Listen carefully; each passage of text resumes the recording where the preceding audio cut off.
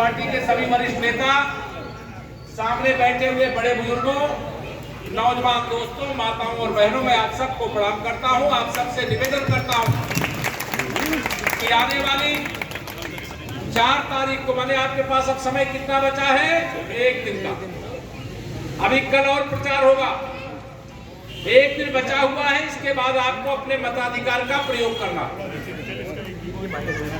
अब मैं यहाँ अभी आ रहा था, पहली सभा में जाने में जितनी दूरी मैंने तय किया है, उत्तर प्रदेश को सबसे पिछड़ा प्रदेश माना जाता था। मैं वही प्रदेश से डिप्टी सीएम के नाते आया हूँ। आप में से जो यूपी वाले होंगे वो जानते होंगे, या जो यूपी गए होंगे वह भी जानते होंगे। और आज वहां पर इतनी दूरी तय करने में जहां 15 मिनट लगना चाहिए, वहां 1.5 घंटा मेरा खराब हुआ है। 1.5 घंटा। यह झूठ बोलने वाली जो केजरीवाल सरकार है, बिल्कुल, जो भ्रष्टाचार में डूबी हुई सरकार है, जो शराब माफियाओं की संरक्षक सरकार है, जो जेल में मसाज करवाने वाली सरकार है, ऐसी सरकार जिसने दिल्ली को बदनाम किया, बेकार किया, अगर एक कार्यकाल में यहां की सड़कें जैसी बननी चाहिए वैसी नहीं बन पाई, तो ऐसी सरकार को सरकार में रहने का अधिकार है क्या? नहीं।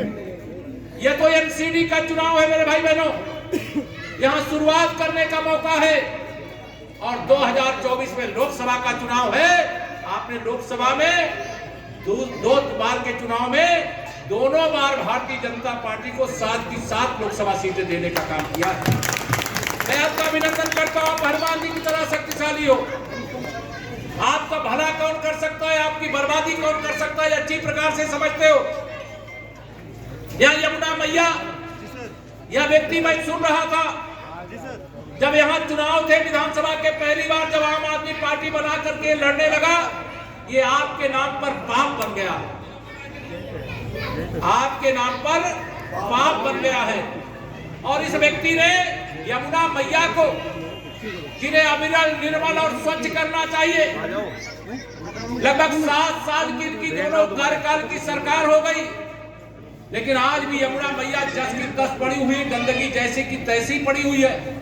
जब मुझे एक दिन यहाँ आने में इतनी मुश्किल हुई है, तो आपको तो रोज इस जिंदगी को जीना पड़ता है। मैं आप सब लोगों से जिनकी कमियों को उजागर करके मैं आपको बताऊंगा, तो मुझे लगेगा मैं सूरज को दीपक दिखाने का काम कर रहा हूं, क्योंकि आप सबसे ज्यादा इस सरकार की नाकामियों के साक्षात गवाह हो। आज मैं आप सबसे अनुरोध करने आया हूं, अपील करने आया हूं। मेरी बहन यहां पर भारतीय जनता पार्टी की प्रत्याशी है। कमल का फूल, पूरे देश में एक नारा लगता है, बाकी सब कुछ जाओ भूल, याद रखो नरेंद्र मोदी और कमल का फूल। अब कुछ घंटे बाकी है। ये झूठे व्यक्ति को, इस फरेबी व्यक्ति को, जो आपके जीवन में खुशहाली लाने के लिए जो पैसा विकास पर खर्च करना चाहिए, विधायक जी इसके साक्षी हैं, वो विज्ञापन पर खर्च करता है। अगर ये विकास का काम करते तो इतनी छोटी दिल्ली, कितनी आबादी है? 2 करोड़ कुछ ज्यादा है। उत्तर प्रदेश में तो 25 करोड़ की आबादी है मेरे भाई बहनों। नहीं, अच्छा हमारा क्यों नहीं आ रहा? देश की आबादी 130 करोड़ है। यहाँ राष्ट्रीय राजमार्ग नहीं बन सकता। यहाँ राज्य सरकार की जिम्मेदारी होती है कि यहाँ के मार्गों का सुधार करवावे। यहाँ दिल्ली सरकार की जिम्मेदारी है कि अविरल और निर्मल यमुना जी का प्रवाह देने का काम करे। प्रयागराज के अंदर कुंभ हुआ, 24 करोड़ लोग स्नान करने के लिए आए थे।